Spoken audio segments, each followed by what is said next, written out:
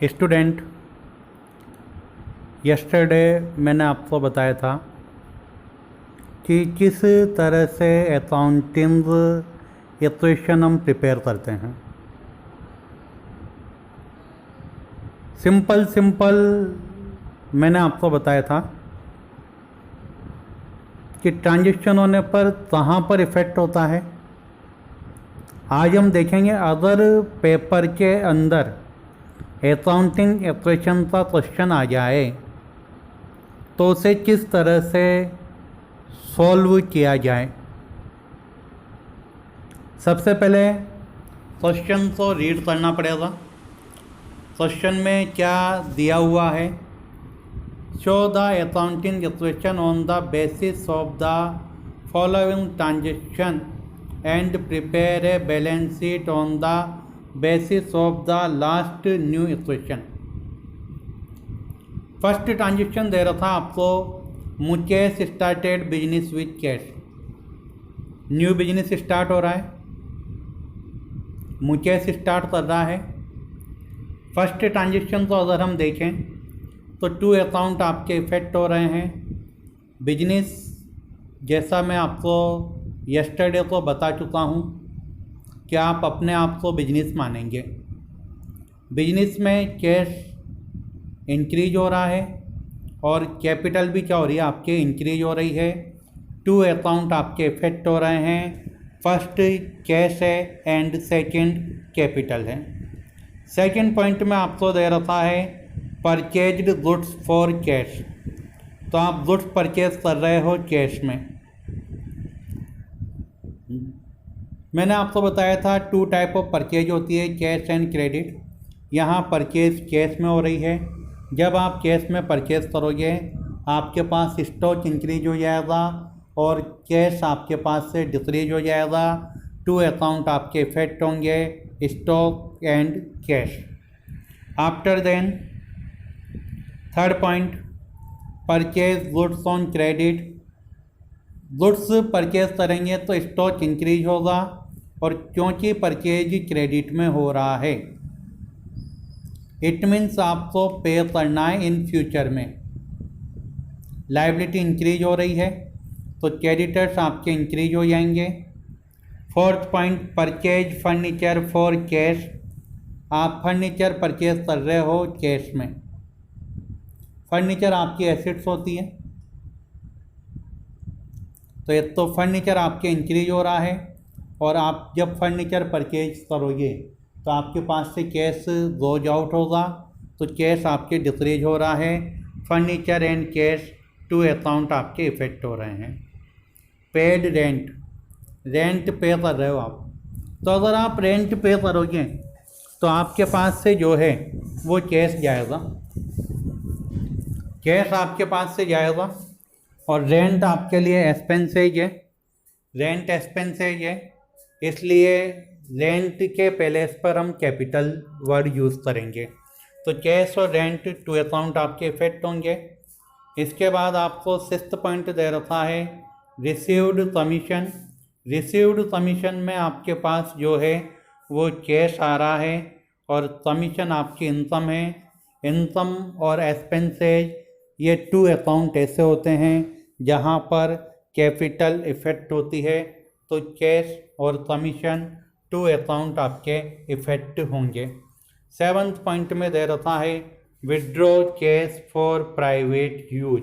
आप cash withdraw कर रहे हो प्राइवेट यूज़ के लिए। कैश आपके बिजनेस से गोज आउट हो रहा है और प्राइवेट यूज़ तो आप ड्राइंग बोलते हैं। 2 अकाउंट आपके इफेक्ट हो रहे हैं, एक cash account, second drawing account. और ड्राइंग अकाउंट का जो रिलेशन रहता है वो रिलेशन कैपिटल से रहता है। 8th पॉइंट दे रखा है आपको sold goods on credit. Credit में गुड्स सोल्ड कर रहे हो, कॉस्ट प्राइस 30,000 है, सेल 40,000 में कर रहे हो। 30,000 का स्टॉक 40,000 में सेल करोगे तो 10,000 का आपको क्या होगा, प्रॉफिट होगा। 2 अकाउंट आपके इफेक्ट हो रहे हैं, 3 अकाउंट सॉरी।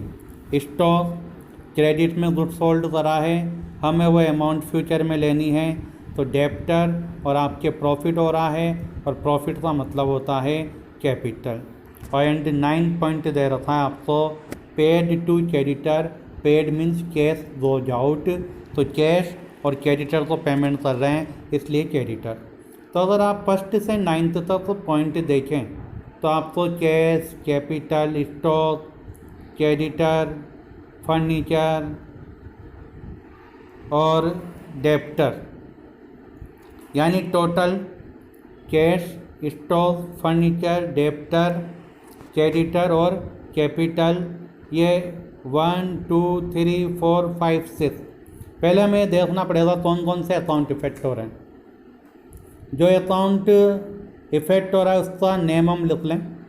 तो यहाँ पर कैश हो रहा है, कैपिटल हो रही है, क्रेडिटर हो रहा है, स्टॉक हो रहा है, फर्नीचर हो रहा है और डेप्टर हो रहा है। ये सारे नेम हमने लिख लिया। अब क्वेश्चन कैसे किया जाए? तो क्वेश्चन करने के लिए हमें इस तरह का फॉर्मेट प्रिपेयर करना होगा, जिसमें फर्स्ट कॉलम जो है आपके पास वो सीरियल नंबर का आ जाएगा। सेकंड कॉलम में आप ट्रांजैक्शन क्या क्या हो रहे हैं उसे रिकॉर्ड करेंगे, और जो जो कॉलम आपके इफेक्ट हो रहे हैं, cash plus stock plus furniture plus debtor, ये चारों अकाउंट आपके एसिड्स होते हैं। तो इनको एसिड्स के नीचे आप लिखेंगे cash, stock, furniture, debtor equal to liability and capital. ये 6 अकाउंट आपके आ जाएंगे। आफ्टर देन एक एक ट्रांजेक्शन आप देखेंगे। सबसे पहला ट्रांजेक्शन है आपके पास, Mukesh started business with ₹80,000। 2 account आपके इफेक्ट हो रहे हैं, कैश एंड कैपिटल। तो आप कैश में 80,000 लिख देंगे, प्लस स्टॉक में 0, प्लस फर्नीचर में 0, प्लस डेप्टर में 0 इक्वल टू क्रेडिटर में 0, और कैपिटल में क्या लिख देंगे आप 80,000 लिख देंगे। और फिर आप लाइन इसके नीचे अंडरलाइन कर देंगे। कैश का टोटल है 80,000, कैपिटल का टोटल है 80,000 रुपीज़। आफ्टर देन आपने जो है सेकंड पॉइंट में परचेज गुड्स फॉर कैश ₹28,000, आप गुड्स परचेज कर रहे हो। 2 अकाउंट आपके इफेक्ट हो रहे हैं, आपके पास से कैश गोज आउट हो रहा है, तो कैश में से 28,000 माइनस कर देंगे और स्टॉक में 28,000 प्लस कर देंगे। बाकी और कहीं इफेक्ट नहीं हो रहा है, तो और सब जगह आप 0 0 0 0 लिख देंगे। 80,000 में से 28,000 जाएगा, तो आपकी नई इक्वेशन कैश 52,000, स्टॉक 28,000 और कैपिटल 80,000 की 80,000 रहेगी। आफ्टर देन थर्ड पॉइंट दे रखा है आपको, परचेज गुड्स ऑन क्रेडिट ₹20,000। तो आप गुड्स परचेज कर रहे हो क्रेडिट में, तो आपके स्टॉक इंक्रीज हो जाएगा 20,000 का। क्रेडिट में परचेज किया है, इट मीन्स पेमेंट जो है फ्यूचर में देना है। किसे देना है? क्रेडिटर को देना है। तो क्रेडिटर भी आपके इंक्रीज हो जाएगा 20,000। तो 20,000 स्टॉक में ऐड हो जाएगा और 20,000 क्रेडिटर में ऐड हो जाएगा। कैपिटल में 0, डेप्टर में 0, फर्नीचर में 0, कैश में 0 रहेगा। न्यू इक्वेशन बन जाएगी आपके पास, कैश 52,000, स्टॉक 28 प्लस 20 48,000, बाकी 0 0, क्रेडिटर 20,000 और कैपिटल 80,000 आ जाएगा। नेक्स्ट दे रखा है आपको, परचेज फर्नीचर फॉर कैश। आप फर्नीचर परचेज कर रहे हो कैश में। आप जानते हो जब आप कोई प्रोडक्ट या एसेट्स परचेज करोगे तो कैश गोज आउट होगा, तो कैश 6,000 माइनस हो जाएगा। 52 में से 6 जाएंगे तो 46,000 हो जाएगा। स्टॉक पर कोई इफेक्ट नहीं हो रहा है, स्टॉक 0 रह जाएगा। फर्नीचर इंक्रीज हो जाएगा 6,000 और क्रेडिटर और कैपिटल में कोई इफेक्ट नहीं हो रहा है, तो वो एज 20,000 और 80,000 आ जाएगा। आफ्टर देन फिफ्थ पॉइंट है paid rent. Paid means cash goes out, तो -2000 कैश में से चल जाएगा। रेंट आपके लिए एक्सपेंसेज है, एक्सपेंसेज में कैपिटल डिक्रीज होती है, तो कैपिटल में से 2000 माइनस हो जाएगा, कैश में से 2000 माइनस हो जाएगा। 46 minus 2000 44,000, stock 48, furniture 6, creditor 20 and capital 78,000 आ जाएगा। After then received commission, commission received कर रहे हो, कैश आपके पास आ रहा है, कैश इंक्रीज हो जाएगा 500 और कमीशन आपकी इनकम है इसलिए कैपिटल इंक्रीज हो जाएगी 500। 44,000 प्लस 500 44,500 और कैपिटल 78,500, बाकी अकाउंट एजिट रहेंगे। Withdraw cash for private use, private use के लिए कैश विड्रॉ कर रहे हो तो कैश डिक्रीज हो जाएगा -3,000 और कैपिटल डिक्रीज हो जाएगी -3,000। After then sold goods on credit for 40,000, cash 30,000। आप क्रेडिट में गुड्स सोल्ड कर रहे हो, 40,000 का में सेल कर रहे हो, कॉस्ट जो है वो 30,000 है, 10,000 का प्रॉफिट हो रहा है, स्टॉक डिक्रीज हो रहा है 30,000, डेप्टर इंक्रीज हो रहा है 40,000 और प्रॉफिट इंक्रीज हो रहा है। प्रॉफिट मीन्स कैपिटल, कैपिटल आपके 10,000 इंक्रीज हो जाएगी।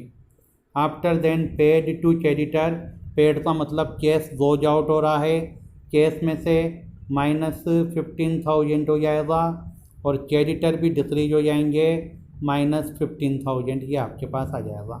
तो 41,000 माइनस 15,000 26,500 आ जाएगा। स्टॉक 18,000 आ जाएगा, फर्नीचर 6,000 आ जाएगा, डेप्टर 40,000 आ जाएगा, क्रेडिटर 5,000 आ जाएगा और कैपिटल 85,500 आ जाएगा।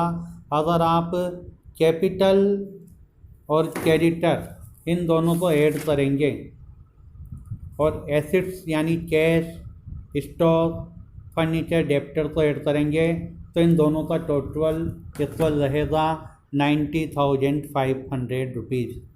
तो ये आपको इस तरह से जो है वो क्वेश्चन सॉल्व करना रहेगा। प्रैक्टिकली क्वेश्चन इसी तरह से सॉल्व होते हैं। सबसे पहले क्वेश्चन को रीड करें, आफ्टर देन आप देखें कौन से अकाउंट इफेक्ट हो रहे हैं, फिर ये फॉर्मेट आप प्रिपेयर करें। कल मैं आपको और क्वेश्चन की प्रैक्टिस करवाऊंगा।